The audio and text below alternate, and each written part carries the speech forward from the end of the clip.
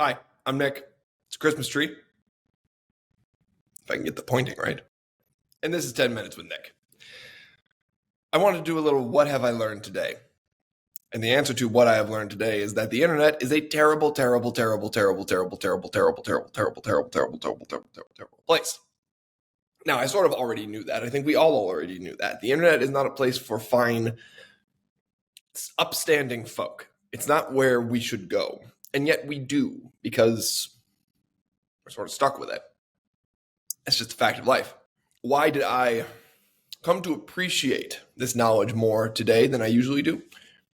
Well, because I made the mistake recently of creating what the kids call a Twitter account. I know I said what the kids call a Twitter account. I know what Twitter is. You know what Twitter is. Let's pause there for station identification.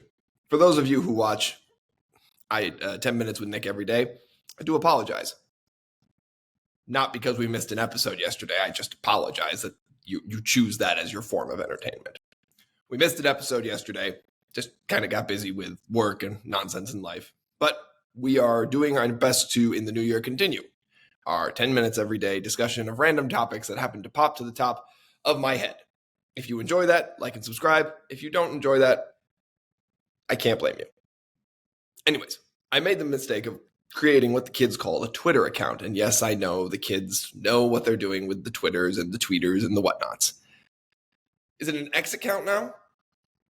I don't know. Elon Musk rebranded it to X, and I don't know that I want to call myself, I don't want to say I have an X account. I feel like saying I have a Twitter account is just better. It feels better. I'm going to stick with I have a Twitter account. It's still twitter.com. I'm not calling it X. Elon, do you. It's your company. Do as you will, but I'm not doing it. I can't do it. I won't do it. Anyways, the internet has been rocked by a controversy. No, it has nothing to do with anything serious. It has nothing to do with Israel, Palestine. It has nothing to do with Ukraine and Russia. It has nothing to do with Iran. It has nothing to do with China. It has nothing to do with United States policies. It has nothing to do with the border crisis, which I just read an article about today, and it is getting frightening. I think it is frightening. For both the migrants, I should note, and for the people for whom the migrants are sort of passing through their properties. Again, I did a podcast on the humanity that we're sort of missing at the border, and this situation is only escalating that missing humanity, including, sort of swallowing up the individual people who are crossing the border in the large numbers that are crossing. For example, if you say 11,000 migrants are crossing the border, you don't really stop and think that each of those 11,000 is a person. But it's true. It's 11,000 people crossing the border. Anyways, I didn't mean to frame myself. I had an M&M stuck in my teeth, and I didn't mean to frame myself as I got that loose. So it ended up just looking like I was forcing you to watch me do that. I'm sorry.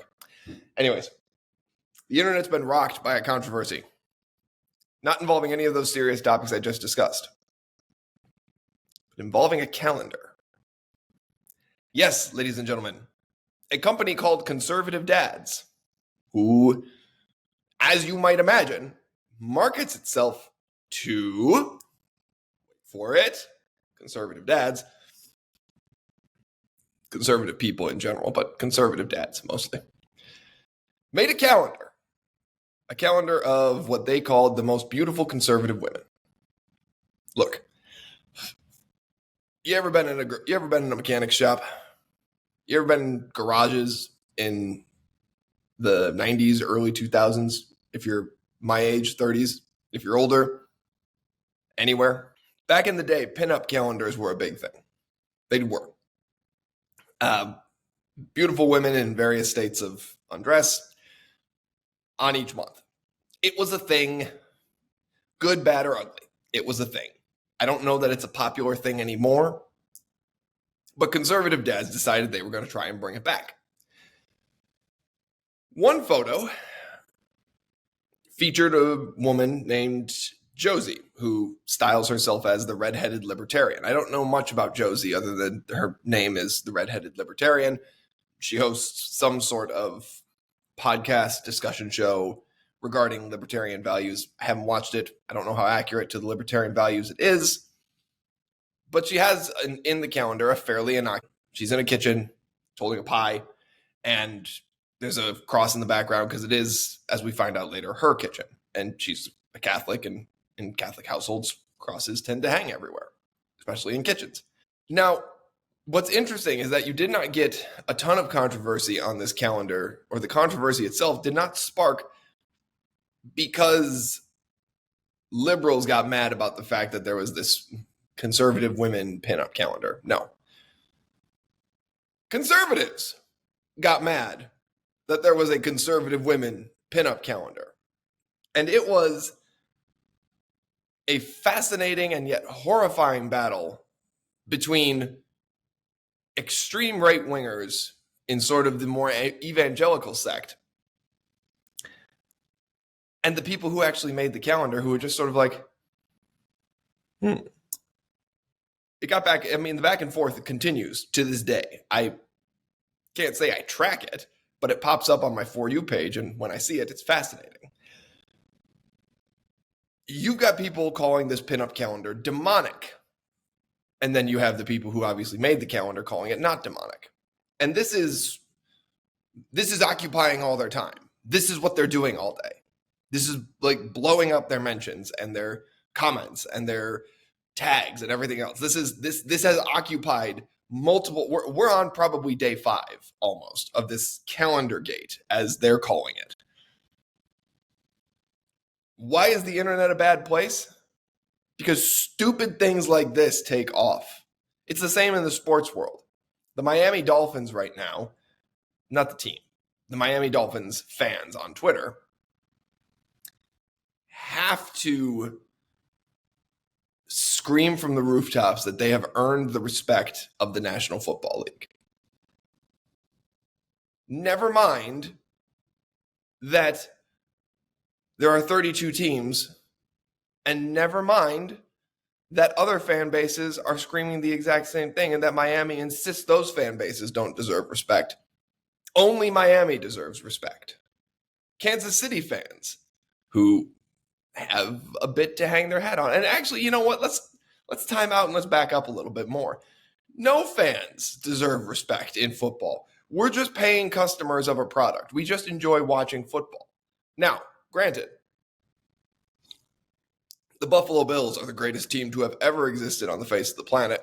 Jim Kelly and Josh Allen are the Mount Rushmore of quarterbacks, and Stephon Diggs deserves to be canonized by the Pope. Obviously, we're tongue-in-cheek here. I'm very realistic about my fandom. I love my Buffalo Bills. I love what they do in my community. I love what the team does for the community. I love the fact that that Buffalo, even though it's a small market city, it has a football team. I love the identity that comes from being able to cheer for a team. I love being able to, walk into any place and say, "Go Bills," and a bunch of people say, "Go Bills" back to me. It's fantastic, and I love that because I'm a shy person, and it gives me an intro. It gives me a way in. It gives me something to talk about. Same with the Sabres. Even though the Sabres are oddly terrible unless they're playing a really good team. Although I think they lost last night. I have to check that. Less so with the Bandits. The Bandits are one of my favorite teams. I love them dearly, but they're not as well known, which is a shame because they're an actual championship team.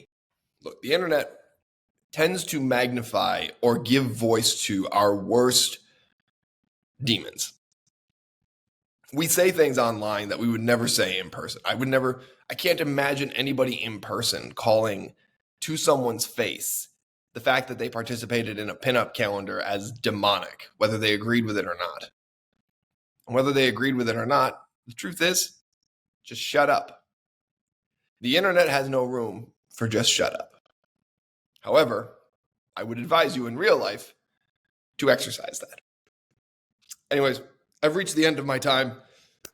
We've reached the end of our journey together for the day. Thank you for coming along on this wild and winding road where I described how terrible the internet is. Tomorrow is the last podcast of 2024. we shall gather together and we shall discuss what not to do with your New Year's resolutions. We'll discuss it. I doubt we'll come to a solution, but we'll have fun nonetheless. Thank you for watching. Thank you for listening. If you liked what I said, like and subscribe. If you didn't like what I said, leave a mean comment. I'm Nick. For one of the last times, that's a Christmas tree. And this is 10 Minutes with Nick. Have a great day.